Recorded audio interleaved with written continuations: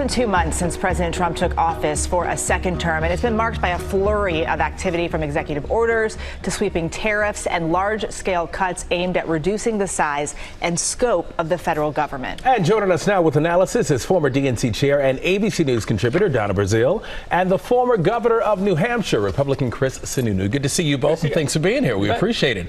So, Governor, we'll start with you. Eva just said it. We're 2 months into the second Trump administration.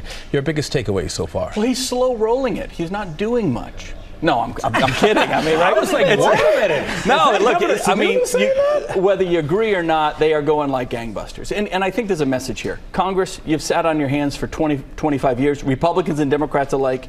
You didn't take fiscal responsibility seriously. You didn't find efficiencies, deal with waste, fraud, and abuse in Medicare. We're going to go, and we're going to go fast and hard. Now, the messaging isn't great sometimes. I always say I appreciate what Elon's doing with DOGE. I think they need to partner him with a political person to kind of message this thing a little better and kind of provide off-ramps and understand the dynamics of what they're doing and the speed. But I appreciate they're doing something. Now, are they going to break some eggs on the way? Yeah, they are. Is all this stuff they're doing with tariffs great? No, I don't love it, especially with Canada, but I understand some of the other long-term strategies with various countries. So they're going fast and hard. I appreciate they're doing something. I think there's going to be a bit of a recession at some point, so people have to kind of prepare for that. Even Trump has said that. I like they're setting expectations. They're not telling people everything is going to be rosy and great and don't worry about it. They're saying we gotta work hard and pay our dues when you have $2 trillion with the deficit that you're trying to deal with. Donna, let's talk about one of the things that they really are drilling down on. President Trump's expected to sign an executive order today aimed at eliminating the Department of Education. What's your reaction to that? Well, first of all, I'm a proud public school student, and I'm also an educator, and I believe in education. If you want to be a 21st competitive society, you need to have strong public schools across America. So I disagree with the policy of destroying the Department of Education, and I disagree with the strategy of sending it back to states without guidelines and perhaps without the resources for governors and state and local leaders to make sure that no child is left behind, something that the Republicans used to care deeply about. Look, I just want to say to the governor, you look good in that green tie. I understand it's a spring day, and there's a lot of hope out there, but what President Trump has done with just a little tailwind that he came into office with 60 days ago, he has turned it into full-blown turbulence. There's so much uncertainty, not just in Washington, but across America. Down home in Louisiana, people who grow soybeans and rice farmers, they don't know the next steps. People across middle America, they don't know if this president is still committed to lowering costs of gasoline, rent,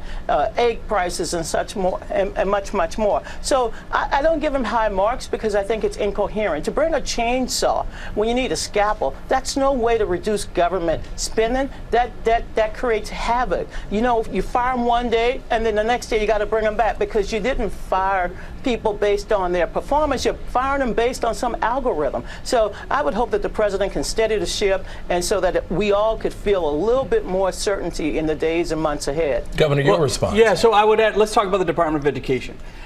I've been in government for a long time. I still cannot tell you what the added value of the federal Department of Education. There's 1,000 pages of rules. Here's some money, but you can't spend it this way. Yeah, but we need help with special ed. We need help with free and reduced lunch. Oh, no, you can't mix those dollars. You can't do this. You can't do that. How about you just give the block grant to the states? Here's a great example. I might disagree with Gavin Newsom on a lot of different things, but believe me, Gavin Newsom in California knows what his schools need better than a department and bureaucrats in Washington. So let the states figure it out. They know because they're so connected to the constituencies. And as for chaos and that Trump is creating with his tariff plan, I'm going to be a little bit partisan and say there's no one that understands chaos and disarray than the Democrat Party right now, right? Because there's no leadership, there's no message there. The Republicans are taking advantage. I would say this, I think the Democrats are eventually going to get their act together. They're going to have better Donna, I think you should go back, by the way. They need real leadership there. They need a voice. They need somebody that can herd the sheep together, so to say. But we shouldn't take that for granted as Republicans, right? We still have to have our act together. But Governor, as you well know, many of the Republican members of Congress are afraid to face their own constituents. They are afraid to face those 80,000 plus, veterans in your state, the 300,000 people on Social Security. They are afraid to hear the music because they don't like to dance. And that is what chaos creates. Look, I'm a former government employee, so I understand the nature of government. I want it to be efficient. I want it to work for everybody. And if there's waste, fraud, and abuse, we need to tackle that. But we don't need to take a chainsaw. And yes, Elon Musk and others must be held accountable for the actions that they take. And don't worry about the Democrats filling the void. As you know, they're spraying, we're spraying, and we'll spring up. But it will, to fill the void, we are listening to the American people, the voices of those who are out there every day saying, not my job. I am doing something critical to help meet the needs of the American people. Donna Brazile, former Governor Chris Sununu, a really interesting, lively conversation. Thank Let's you do this both. again. Thank you, Encore, guys. please. Thank you.